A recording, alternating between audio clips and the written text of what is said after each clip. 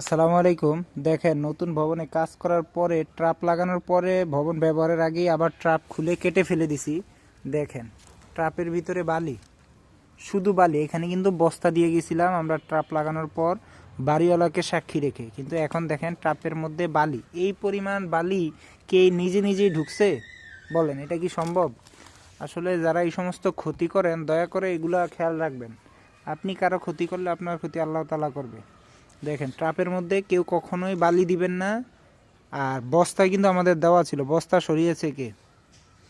বস্তা সরাইছে কে?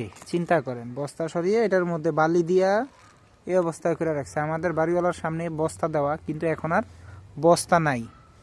আর ট্রাপ জাম হয়ে গেছে, কিচেন রুমের ট্রাপ। এগুলা কেটে ব্যবহারের পূর্বেই আবার পরিবর্তন করা লাগছে। যাই হোক, এই সমস্ত ক্ষতি করা কিন্তু ভালো না। যেই করেছেন দয়া করে বলবো, এগুলার কিন্তু জবাবদিহিতা করতে হবে। উপরে গেলে যে কোনো কর্মেরই জবাবদিহিতা করতে হবে। এগুলা কেউ দয়া করে এই সমস্ত ক্ষতিকারক করার চেষ্টা করবে না। যে কোনো মিস্ত্রি অন্য কোনো মিস্ত্রির কখনোই ক্ষতি করার চেষ্টা করবেন না।